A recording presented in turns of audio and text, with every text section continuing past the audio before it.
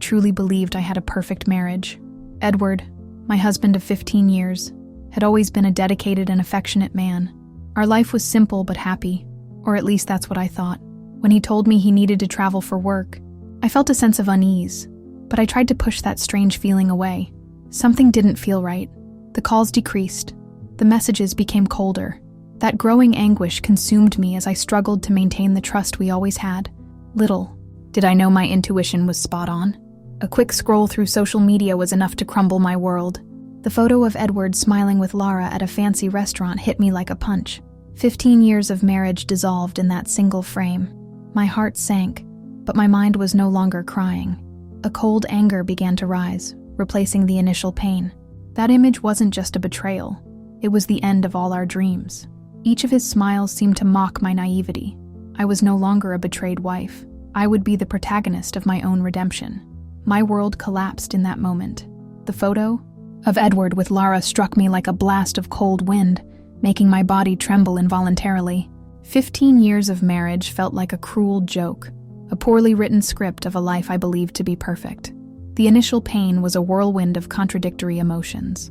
I felt small, vulnerable, like an abandoned child, my tear-filled eyes fixed on that smartphone, as if it could change the image and return my lost innocence. Each of their smiles seemed to mock my naivety.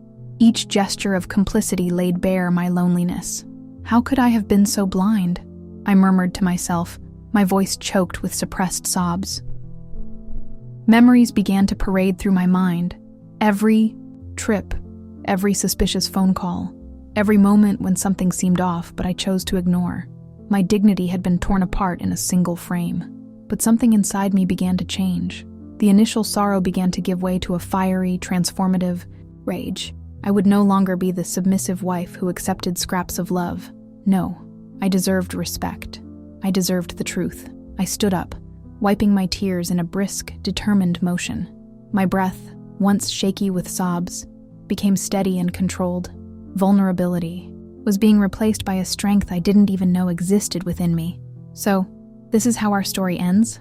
I thought, with a sarcasm that even I didn't recognize. The naive Rachel had died in that moment, making way for a woman who would not accept being just another victim. The phone stared back at me. The temptation to confront him immediately was strong, but I decided my next move would be calculated. I would no longer be driven by emotion, but by intelligence. Each step would be planned. Each word would be a statement. I looked at myself in the mirror. My eyes, once dull with sadness, now shone with determination. I would not be the betrayed wife he expected to find. I would be the woman who transformed that pain into power. The battle was just beginning, and I was ready. The silent investigation began as a whisper of suspicion, rapidly transforming into a scream of revelation. I started piecing together this puzzle of betrayal with the meticulousness of a wounded yet determined detective. My first strategy was to talk to close friends. My closest friends reacted differently. Claudia, always straightforward, warned me about the signs of infidelity I insisted on ignoring. "Wake up, Rachel," she said, her tone blending compassion and frustration. Sandra tried to console me, as if my pain could be soothed with kind words. Each conversation was a fragment piecing together my mosaic of truths. Edward's mutual friends seemed to know more about his life than I did, his own wife. That feeling of being naive consumed me, but it also drove me forward. I decided to investigate discreetly. Expense reports, text message histories, small details that had once gone unnoticed, now screamed his infidelity. Each number, each date, each message, too short was a silent stab at my dignity. The patriarchal society around me whispered judgments disguised as advice. Women should overlook. Marriage is work. Hearing those phrases made me boil inside. I would not be just another statistic of a submissive woman. My pain would become the fuel for my freedom. Days turned into a psychological war. My mind was a battlefield where betrayal fought against my self-esteem. But something interesting happened. Each blow I received made me stronger, more resolute. I realized Edward was not just a cheater. He was a symptom of a system that had always placed us in subordinate positions. My investigation would not only be about uncovering his infidelity, but about rewriting my own story. The evidence piled up like proof for an intimate court, no longer the passive wife, but the protagonist of my own liberation. Each document, Each conversation, each detail, drew me closer to the truth I had already intuited. My transformation had begun.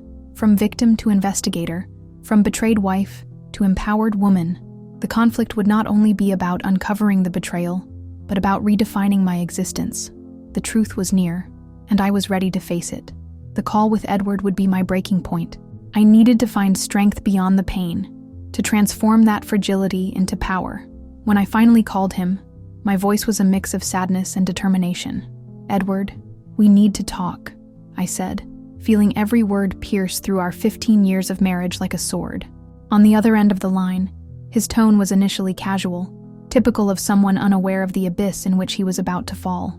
I laid the letter on the table, the photo at the restaurant with Lara. "Explain," I ordered, my voice now a whisper sharp as a knife. The silence that followed was deafening, filled with guilt and defensive strategies. "It's not what it looks like," he started, the classic cheater's line. Each of his words sounded like mockery, a clumsy attempt to minimize my pain. I realized then I was no longer the naive Rachel who would accept scraps of the truth. "Then explain it to me," I provoked, my sarcasm dripping with venom. How could a casual meeting look so much like a romantic date? Each phrase was a calculated blow, deconstructing his fabricated narrative. Edward tried to justify.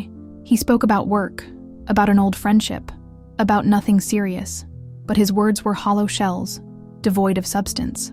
I was no longer the woman who listened passively. I was an unwavering investigator of my own life. "Enough," I interrupted.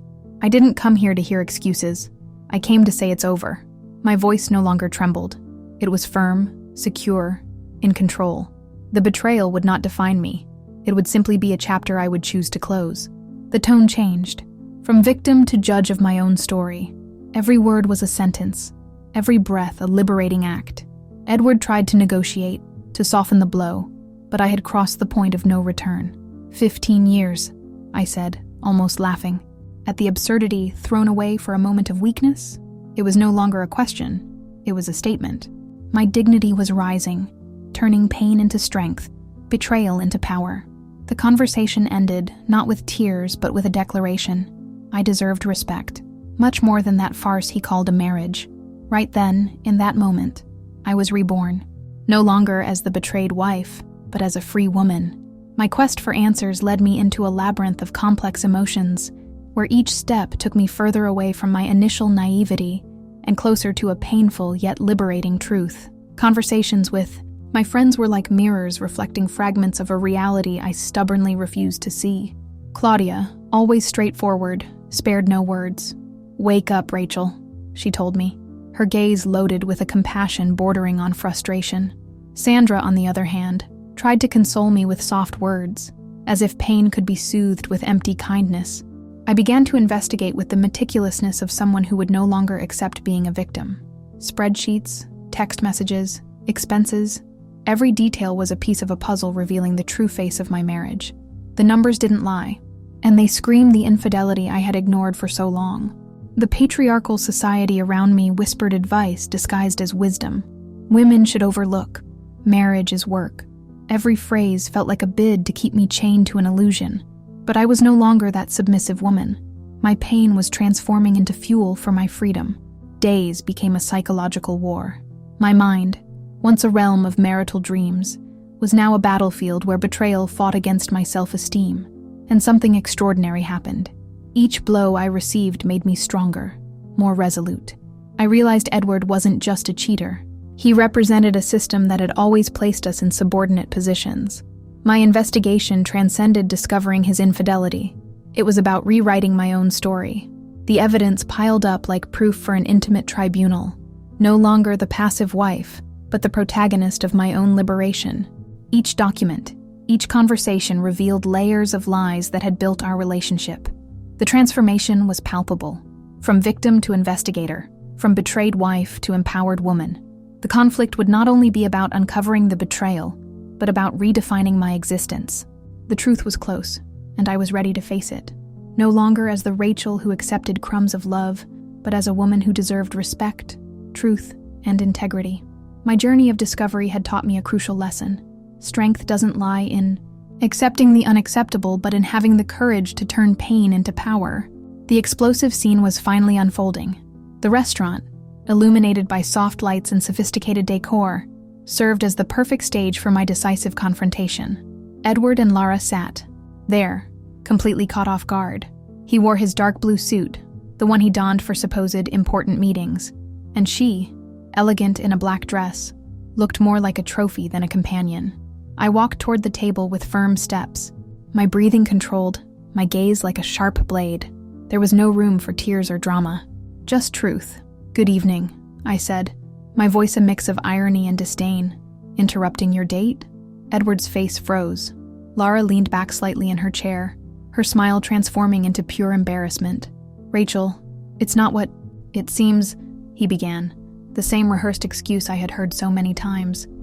I interrupted him with a dry laugh. 15 years of marriage summed up by that pathetic line? Impressive how predictable men can be. Each word struck like a precise blow. I was no longer the submissive wife, but a woman reclaiming her power. "You think you could fool me? Forever?" I continued, locking eyes with him. "You think your double life would go unnoticed?" The silence was piercing. Other diners began to notice the scene, but I cared little. My moment of liberation was now. Lara tried to interject. "We can talk about this." "Talk?" I shot back, my sarcasm cutting. "You've talked enough behind my back." Edward tried to argue, but his words sounded like noise. I realized I didn't need explanations. My dignity was worth far more than any justification.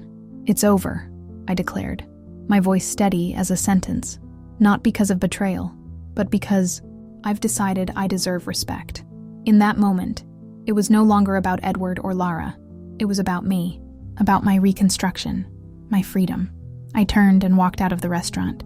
Each step was a declaration of independence. I no longer carried pain, just the certainty that my life would start anew. Betrayal did not define me. My overcoming, die. After the devastating confrontation with Edward, I felt my life needed a pause to breathe. The pain of betrayal was like a whirlwind that had dismantled all my certainties. But curiously, that destruction allowed me to see landscapes I had never glimpsed before. I decided to step back, not from weakness but from a need for reconstruction. My friends reacted in different ways. Some embraced me with compassion, while others subtly judged me. Sandra tried to comfort me with soft words, while Claudia spurred me on with her sharp honesty. "You need to react," she told me, her look simultaneously a stimulus and a challenge. And she was right. I would not be the woman who accepted scraps of love. I would be someone who transformed that pain into fuel for my freedom. Each day brought revelations about myself.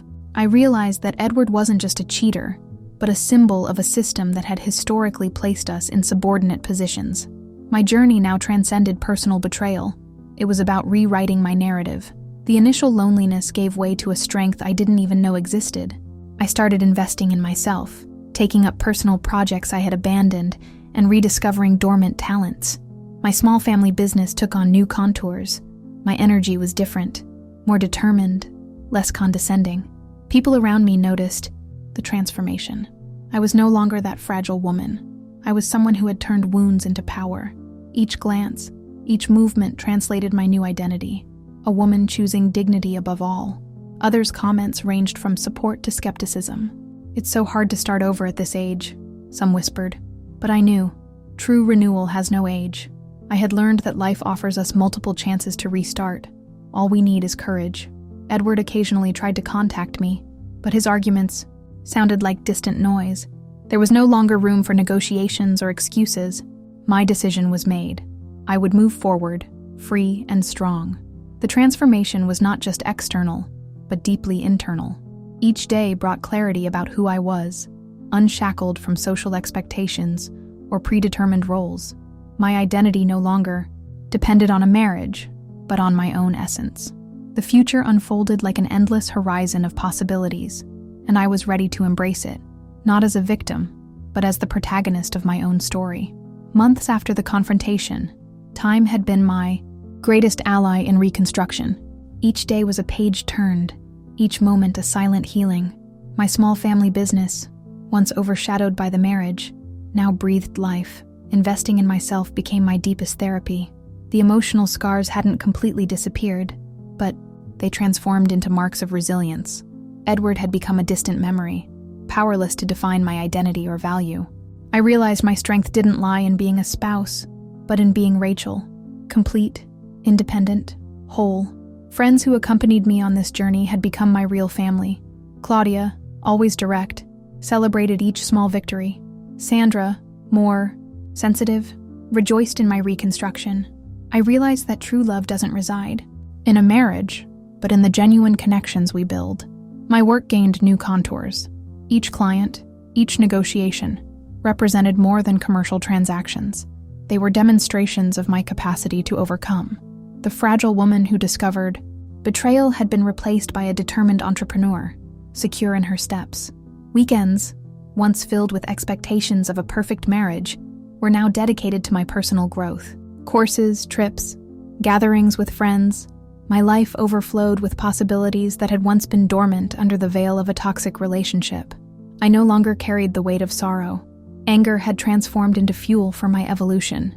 Edward represented only a closed chapter, not my complete story. I learned that forgiveness doesn't mean accepting the mistake. It means releasing the energy that binds us to the past. Sometimes, when I encountered women in similar situations, I discreetly shared my journey, not as a victimization, but as a testimony of overcoming. My narrative became a beacon for others, who needed to believe in their own worth. The universe conspired in my favor. Each challenge overcome proved that my story would be written by me, no longer as a supporting character, but as the absolute protagonist of my own existence. The transformation was complete. I was no longer the betrayed woman, but the woman who turned pain into power, abandonment into freedom, and betrayal into an opportunity for rebirth. The pain that consumed me transformed into resilient strength. I learned that true freedom arises when we decide to value our own dignity. Each tear shed was a step toward my reconstruction. Edward was not the end, but the beginning of a journey of self-discovery and empowerment. Today, I look back not with resentment, but with gratitude for the lessons that made me stronger and whole.